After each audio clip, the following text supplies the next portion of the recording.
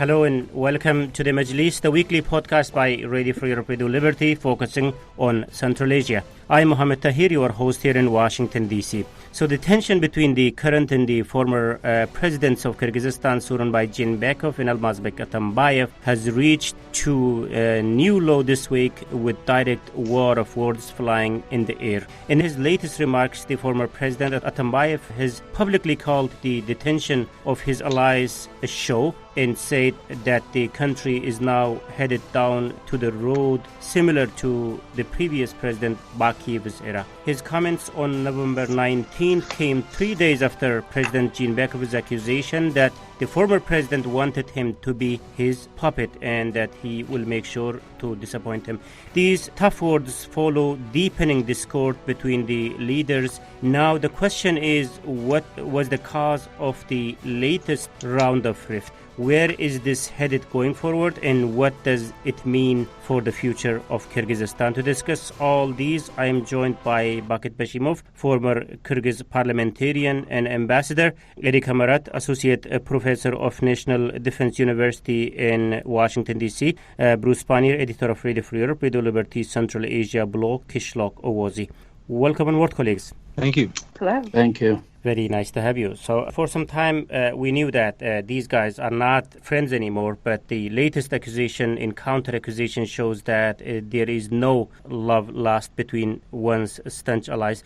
And it might have reached to the point, I guess, which is not repairable. So the recent round of discord, maybe we can start with you, Bakit. So the recent round of discord was so direct. Was there any particular reason behind it? Yes, it's a very serious reason because bringing to power Jeenbekov as his successor, Atambayev wanted to continue his presidency and to rule the country behind him.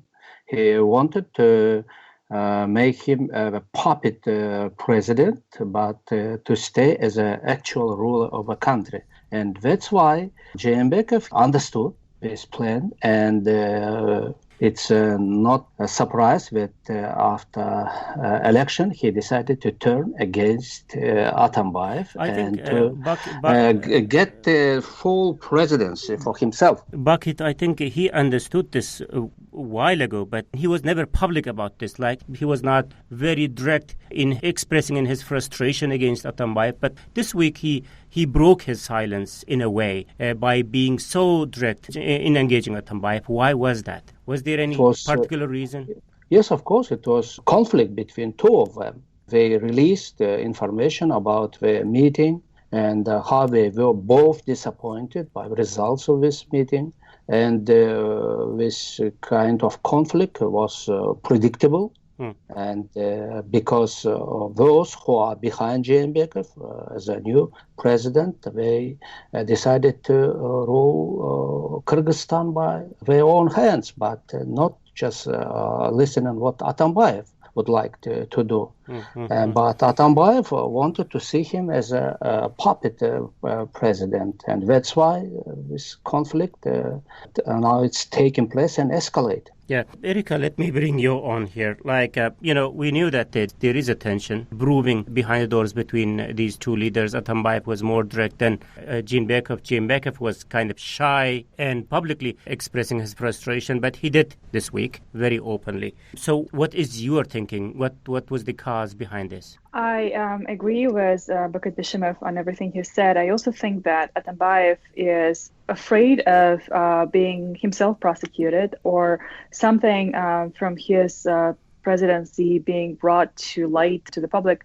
I also think that he sees that his chances of remaining in politics beyond Jeenbekov's term are vanishing, and this is not what he expected. So he wants to matter. He wants to get attention to himself again, to show that he is the source of one of the centers of political power in Kyrgyzstan, and that's the result of the increasing tensions between him and Jeenbekov, now public. No, public, yeah. Bruce, all the points taken, expressed by Erika in Bakit. Now, listening to Atambayev's long interview on November 19th on April TV, Also keeping in mind that we knew that there is a tension between these two guys. So was there anything he said new in that interview? And what was your takeaways? Let's put it that way. Well, this is, my takeaway was that previously, and certainly as of the STPK meeting, in late March, it was obvious that there was deep division and the two had grown very, very far apart. But I'm just surprised that it ended up getting as nasty as it has all of a sudden. Atambayev's comment that Jayinbekov is headed down the road of the Bakiyevs.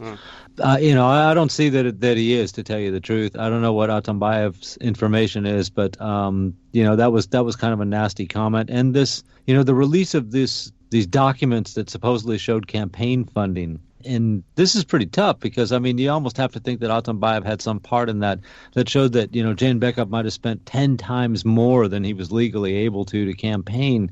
It's a kind of a scorched earth policy because he was Atambayev's candidate. And now Atambayev is, reaching down into the bottom of the garbage can here to come up with some information about this. And it just shows, the bitterness that's now between them. I don't see that there is a possibility to heal this rift the way it's going. It just in the last 4 or 5 days, I think it's taken a new and extremely ugly turn for Kyrgyzstan. And like I said, the hour and a half interview on a TV station that everybody knows, he has an interest in, and he was just given, obviously carte blanche to start talking, and all the mistakes that Jayinbekov has made, and the bad path that he's leading the country down, and everything, and it's something that the country doesn't need in the best of times, and things were going more or less stable, if nothing else, and so for this to happen all of a sudden was, it's a small disaster at the moment, and I hope it doesn't get bigger. What does the timing tell you, Erika? Maybe you can jump in here. What the timing of what Jayinbekov said and what did Atambayev say? Is there anything to learn from the timing? I think it was slowly brewing to this point, so it's not something sudden. I also think that Atambayev feels that not only his former allies are now prosecuted, but he's just losing popularity within SDPK, within the party that he created himself, and possibly also that he feels that Jayinbekov's government might, this is hypothetical from my side, and I'm sure that some experts would agree in Kyrgyzstan, that he might in fact try to prosecute Atambayev himself as well. Bucket, do you think that's a possibility? Did Jayinbekov say anything in his interview over the weekend which might explain why Atambayev said what he said?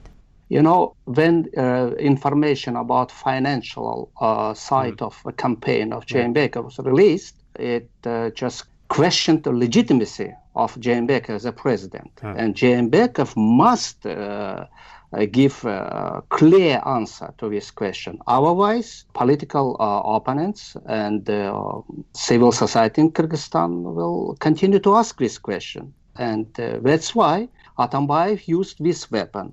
I don't have any doubt that this information released from Atambayev's camp through the voice of one of political activists. And this kind of conflict between Atambayev and Jayinbekov can bring a country to a political crisis. No, if releasing that document is an issue, the first question comes to my mind is whether that document was legitimate. Many activists already proved that about the real names and real numbers. So that was legitimate, what you are saying? Yes, and this document and information in this document tells us about huge corruption, about, unfair campaign. Mm-hmm.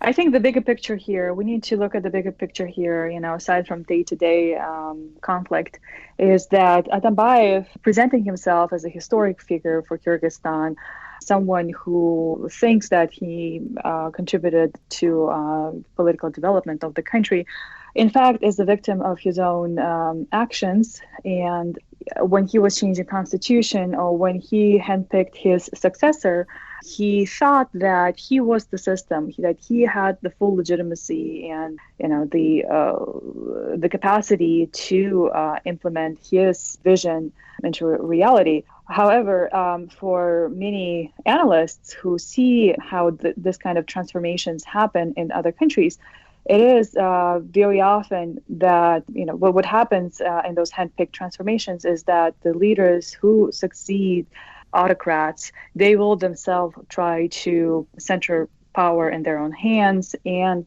distance the very people who brought them to power. It happens very often across different political contexts. And I think Atambayev just repeated this whole scenario in Kyrgyzstan again, that he selected a handpicked successor. The entire apparatus, the entire state apparatus worked to make sure that the successor is elected. And then in the end, not really feeling full legitimacy, full support of the population, even the full support of the political party, the very political party that brought him to power, Jeenbekov is now trying to distance himself from Atambayev and is trying to become the next autocrat who will be able to rule without much political competition.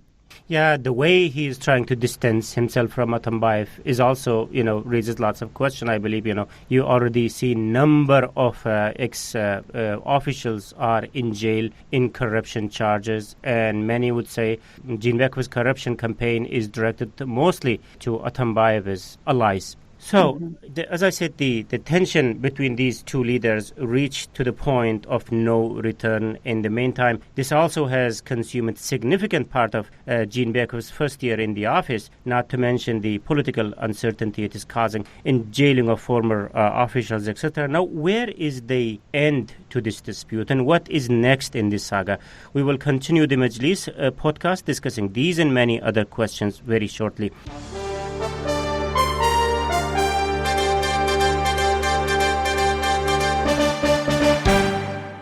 First, let me recap the debate that today on the Majlis, Ready for Your Freedom, Liberty, Central Asia podcast, I am joined by Bakit Bashimov, former Kyrgyz ambassador and parliamentarian, Erika Marat, associate professor of National Defense University in Washington, D.C., Bruce Pannier, editor of Radio for Europe, Radio Liberty, Central Asia blog, Kishlak Awazi. I am Mohammed Tahir, Radio for Europe, Radio Liberty's media manager here in Washington, D.C., and we are discussing the continued political tension between the current and the former presidents of Kyrgyzstan and its implications for the country. Now, it's understood that Kyrgyzstan is kind of used to political tensions. Bruce, so what are we looking at this? Earlier we were talking about Nezavismaya Gazeta's headline that it says that country is again in chaos. Is it what we are looking at? Well, that might be a little alarmist. I don't see that we've reached that point yet, but this is certainly, like I said, it's a bad development. Why? It's not just, a question of a split between these two men. As already mentioned, the STPK is in the process of splitting too. The rift between them has widened to encompass the party that they both came from. There are some that support Jeenbekov. There are some that support Atambayev. As I mentioned to you, Mohammed, earlier, Azatik had an article that speculated that Atambayev might decide to get an opposition party together and fully enter politics again. This brings up a lot of possibilities, most of which I would call negative. There's not just because the two guys know each other so well that, we already seen that they can throw all kinds of dirt out there in the public and discredit each other. Jeenbekov's from the south, Atambayev's from the north. This is a problem. I can't believe that any opposition party that Atambayev would form, if he did, would be a constructive opposition party. This would be a party that with one specific goal, and that would be to oust or certainly damage the credibility of the current president in Kyrgyzstan, and that's something that is not going to help the country at all. Like I said, I don't see a whole lot of good coming out of this. And what I'm surprised at, we've mentioned the financing and stuff, but in the end, we all remember how the election went last year. Even if it's not true that there was this massive overspending, for the campaign, the fact was there was huge administrative resources that were used to get Jeenbekov in, and Atambayev was part of that. And so that's this is another thing where I'm really finding a hard time understanding where Atambayev is going with this, because it seems like his efforts to discredit Jeenbekov inevitably lead back to Atambayev somewhere. Erika, Bruce's point that these guys know each other very well and they probably have lots of compromising documents in their position. Now, how worse can it get? I mean, also, what do you think might keep these guys awake at night when they go to sleep? So it's kind of cycles, right? So I think we already see that Jeenbekov, under the guise of fight against corruption, he is targeting Atambayev's loyalists. At the same time, I think, what we can expect is Jeenbekov expanding his control over media, over civil society in the coming years.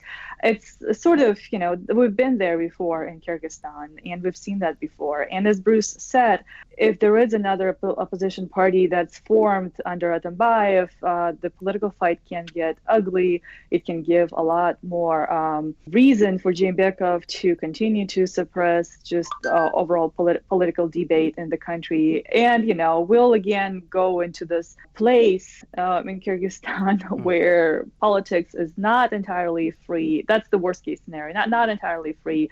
There are really deep grievances, political grievances among various leaders, and the best outcome would be unpredictable competitive elections next time around, or for the parliament. But the worst case scenario is, of course, deepening authoritarianism and deepening tensions, possibly even leading to some kind of volatile clashes. I'm not talking about demonstrations on the street, but that's something that is always there's always a space for that in Kyrgyzstan's politics.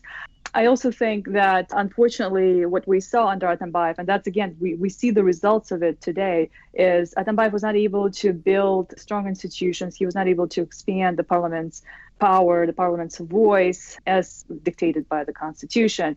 And he kind of built this environment for leaders like Jeenbekov to take over and just to continue on very personalistic politics and dismissing various voices in politics.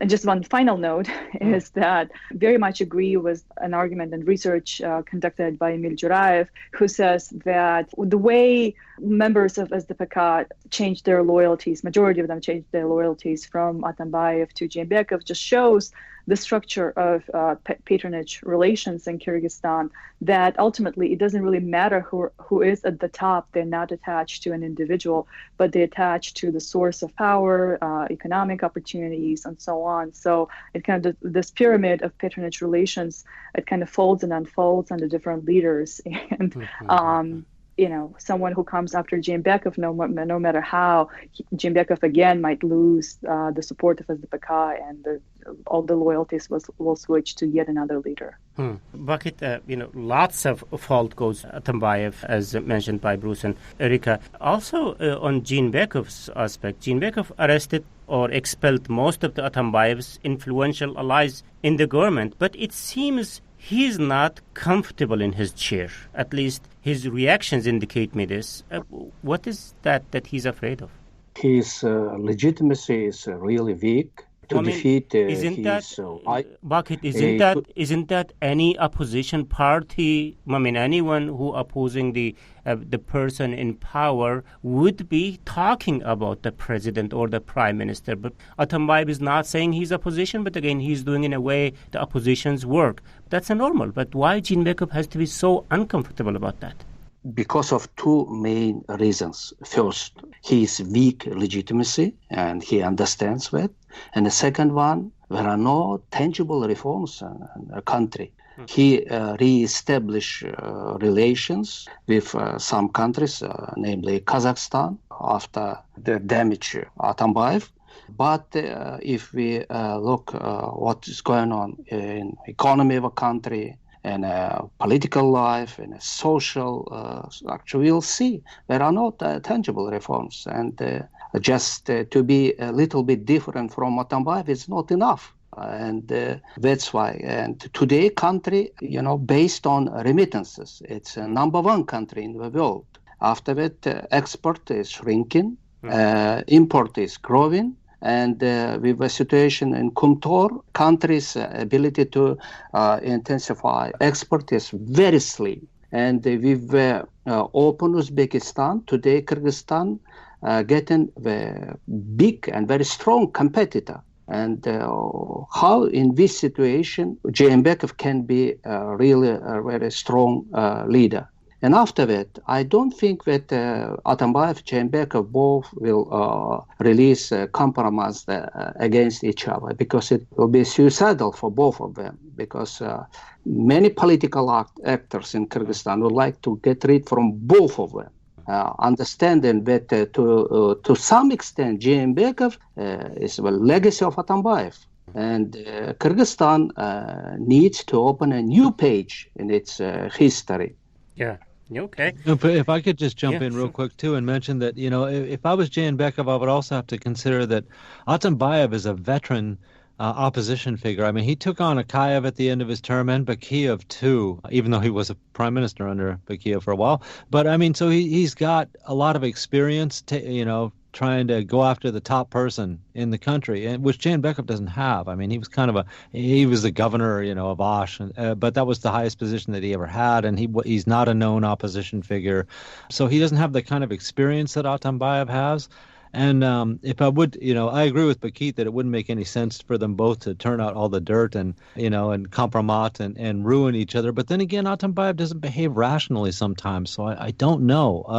The business with Nazarbayev last year, which he sticks by in this interview and says he was absolutely right to call Nazarbayev out. And, it caused all kinds of problems in Kyrgyzstan. So you don't know what you're going to get with Atambayev. It's not like you can predict what he's going to say or what his behavior is going to be, because he's already shown that he can kind of fly off the handle and do things that no one could expect. Yes, and ironically, Atambayev today is fighting with his own legacy.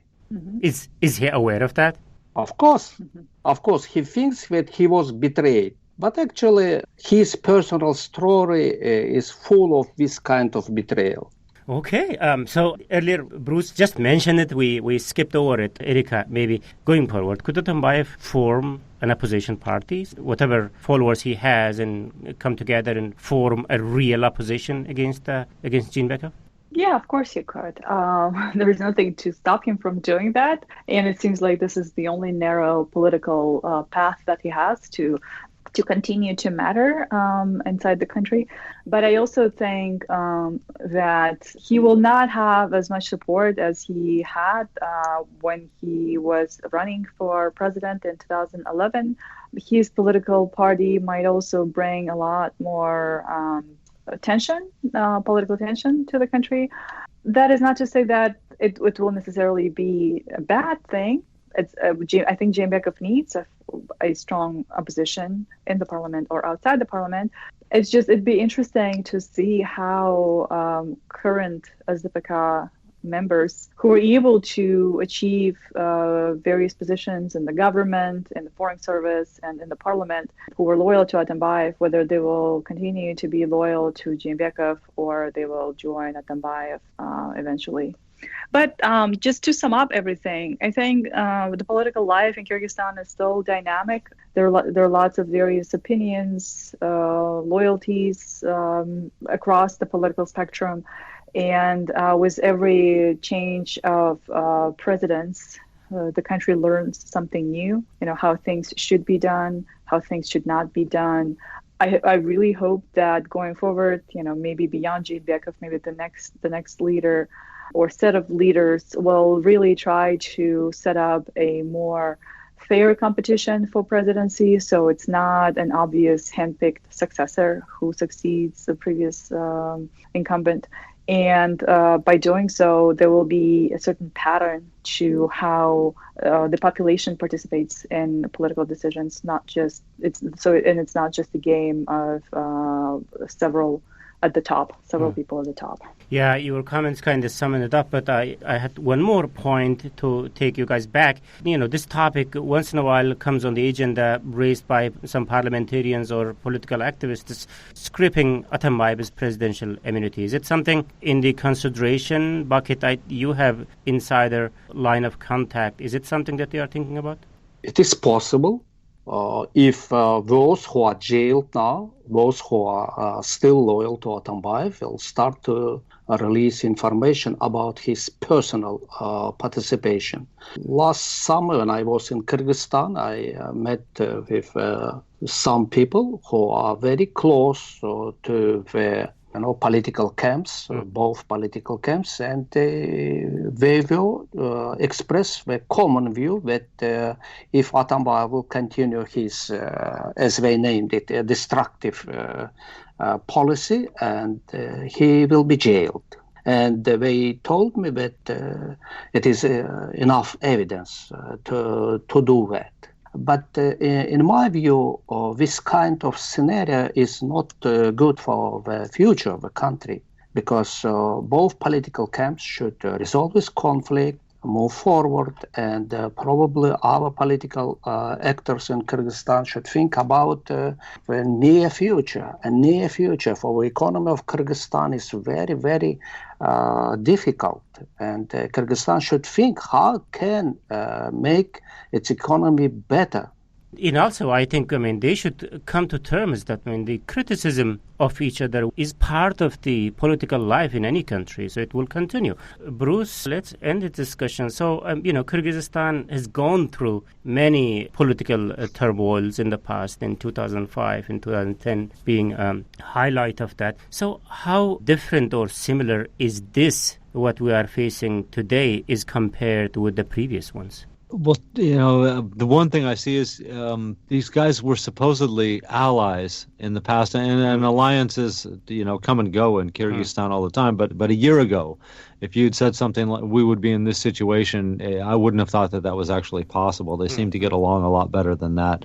So, there's that we haven't seen that. Usually the opposition part of it was much more open, early on, and that's what Akayev was out, and then the people who opposed him, celebrated that he was gone, and then Bakiyev was out, and the people that opposed him celebrated that he was out. And this is a different situation because, like I said, they both come from the same party, and they appeared at least to be friends until recently.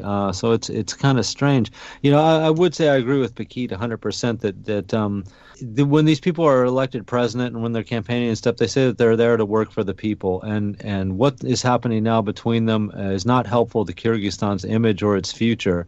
And if they really ever were concerned with the future for the Kyrgyz, a better future for the Kyrgyz people, the people of Kyrgyzstan, then they got to find a way to make this go away and get along, not talk about it. I hate to think that maybe someone got away with something in the past, some corruption scheme or something like that. But, really this just doesn't do the country's image any good. It won't do any good for the people of the country in the long run. And they really need to just set this aside and figure out some way to settle this as quickly as possible and concentrate on the things that are important, as Bakit mentioned. What about the economy? What about all the other reforms that need to be implemented in the country? These sideshow political battles are unhelpful. Okay, just a final comment. Erika, maybe let's conclude this with you.